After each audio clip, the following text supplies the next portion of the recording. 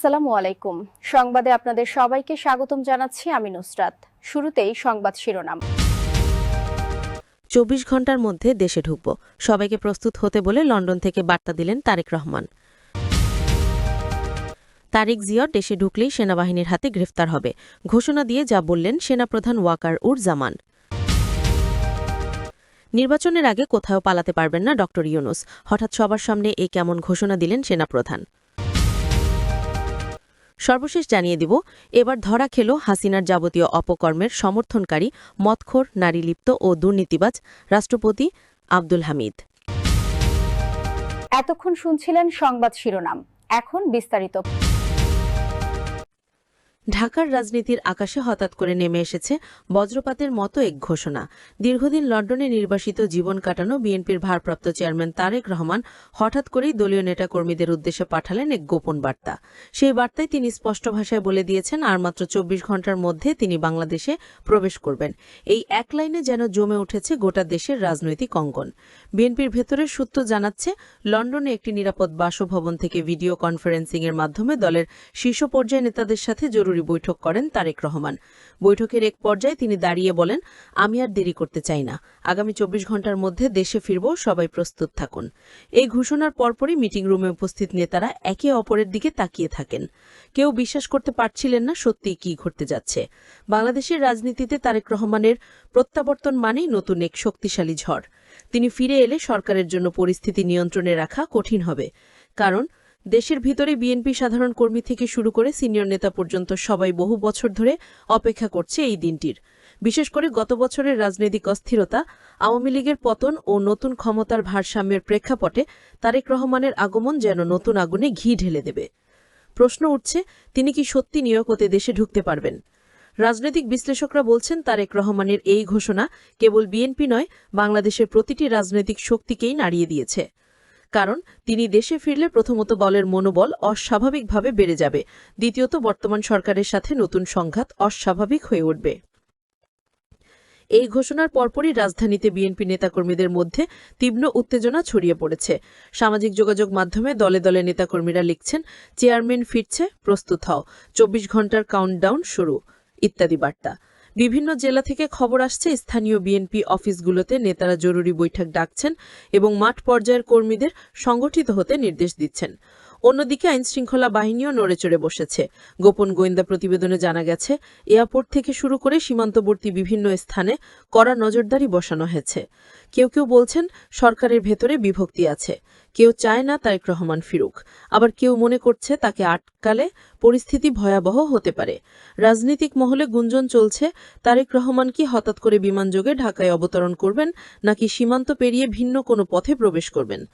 তারেক রহমান এতদিন ধরে যে সতর্ক ও গোপন কৌশলে রাজনীতি করে আসছিলেন, তাতে মনে করা হচ্ছে এবারও তিনি চমক দেখাতে পারেন। এদিকে বিএনপি সিনিয়র যুগ্ম মহাসচিব রুহুল কবির রিজভী সাংবাদিকদের মুখোমুখি হয়ে বলেন, আমাদের নেতা আসছেন আর এটাই যথেষ্ট। দেশের মানুষ গণতন্ত্রের মুক্তির জন্য যেভাবে অপেক্ষা করছে, তারেক রহমান দেশে প্রবেশ করলে সেই আন্দোলন নতুন মাত্রা পাবে। সরকারের পক্ষ থেকে অবশ্য এখনও আনুষ্ঠানিক কোনো প্রতিক্রিয়া পাওয়া যায়নি, তবে আওয়ামী লীগের ভেতরে আতঙ্ক তৈরি হয়েছে বলে দলীয় একাধিক সূত্র স্বীকার করেছে। কারণ তারেক রহমান দেশে ফিরলে আন্দোলন নিয়ন্ত্রণে রাখা অসম্ভব হয়ে উঠবে। অনেকে আশঙ্কা করছেন, ঢাকা শহর আবারও রণক্ষেত্রে পরিণত হতে পারে। রাজনীতির পুরনো পর্যবেক্ষকরা বলছেন, ২০০৭ সালের পর থেকে তারেক রহমান দেশের বাইরে আছেন। এত দীর্ঘ সময় পরে হঠাৎ করে দেশে ফেরার ঘোষণা নিছক নাটক হতে পারে না। নিশ্চয়ই এর পিছনে আছে আন্তর্জাতিক কোনো কূটনৈতিক সমঝোতা অথবা দেশের ভেতরে হঠাৎ করে তৈরি হওয়া ক্ষমতা শূন্যতা। সব মিলিয়ে এখন সবার চোখ ২৪ ঘন্টার ঘড়ির কাঁটার দিকে। বিএনপি কর্মীরা উন্মুক্ত হয়ে আছে তাদের নেতাকে বরণ করার জন্য। সরকার ও আইনশৃঙ্খলা বাহিনী সতর্ক অবস্থানে, সাধারণ মানুষও কৌতূহলী হয়ে তাকিয়ে আছে সত্যি কি আগামী ২৪ ঘন্টার মধ্যে লন্ডন থেকে ফ্লাইটে চড়ে ঢাকার মাটিতে নামবেন তারেক রহমান, নাকি আবারও শেষ মুহূর্তে কোনো অদৃশ্য শক্তি বাধা হয়ে দাঁড়াবে। রাজনৈতিক উত্তেজনায় যখন চারদিক গরম, তখন দেশের প্রত্যেকটি নাগরিকের মনে একটাই প্রশ্ন, এই ২৪ ঘন্টা পেরোলেই কি বাংলাদেশের রাজনীতি নতুন অধ্যায় শুরু হতে যাচ্ছে? ঢাকা এখন যেন অগ্নিগর্ভ।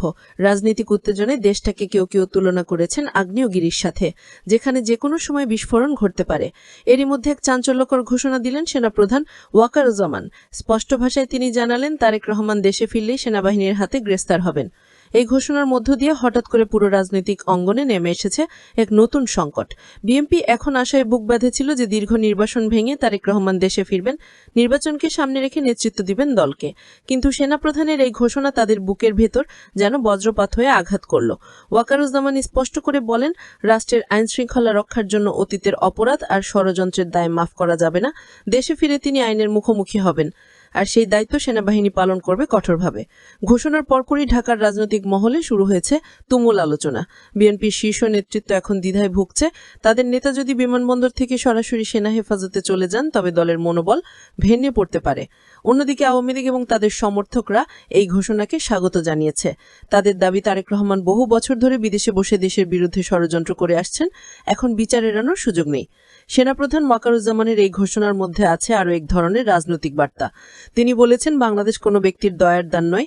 যারা মনে করেন তারা বিদেশে বসে নির্দেশ দিবেন, দেশে অশান্তি তৈরি করবেন, তারা ভুল করছেন। দেশের আইন সবার জন্য সমান। রাজনৈতিক বিশ্লেষকরা বলছেন, এই বক্তব্য শুধু তারেক রহমান নয়, পুরো বিএনপির জন্য এক ধরনের সতর্ক সংকেত। সেনাবাহিনী পরিষ্কার জানিয়ে দিল, নির্বাচনের আগে তারা যে কোনো পরিস্থিতি মোকাবেলা করতে প্রস্তুত। ঢাকার রাজপথে ইতিমধ্যে পুলিশ, ল্যাব আর সেনাবাহিনীর টহল বেড়ে গেছে। হযরত শাহজালাল আন্তর্জাতিক বিমানবন্দরের নিরাপত্তা জোরদার করা হয়েছে। কেউ কেউ বলছেন, এ যেন এক অঘোষিত যুদ্ধাবস্থা। এদিকে বিএনপির ভেতরে তীব্র অসন্তোষ। দলের মহাসচিব মির্জা ফখরুল ইসলাম আলমগীর বলেছেন, তারেক রহমান আমাদের গণতন্ত্রের প্রতীক। তাকে দেশে ফিরতে হলে গ্রেফতারে ভয় দেখানো মানে জনগণকে ভয় দেখানো। আমরা এর তীব্র নিন্দা জানাই। কিন্তু সরকারের পক্ষ থেকে একেবারে ভিন্ন সুর।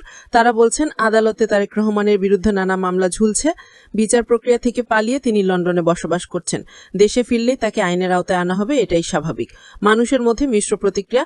কেউ মনে করছে এটাই সময় তারেক রহমানকে দেশে এনে বিচার করার, আবার কেউ বলছে তাকে গ্রেফতার করলে দেশের রাজনীতি আরও অস্থিতিশীল হয়ে পড়বে। তবে একটি বিষয় স্পষ্ট, সেনাপ্রধান ওয়াকারুজ্জামান তার বক্তব্যের মধ্য দিয়ে এক ধরনের চূড়ান্ত অবস্থান তুলে ধরেছেন। তিনি যে শুধু রাজনৈতিক বার্তা দেননি, তার সঙ্গে দিয়েছেন আইন শৃঙ্খলা রক্ষার কঠোর প্রতিশ্রুতি। ঢাকার সাধারণ মানুষ এখন অধীর আগ্রহে অপেক্ষা করছে। যদি সত্যি তারেক রহমান দেশে ফিরেন, তবে কেমন দৃশ্য দেখতে হবে বিমানবন্দরে, কি ঘটবে সেনাবাহিনী ও বিএনপি কর্মীদের মধ্যে সংঘর্ষ হলে।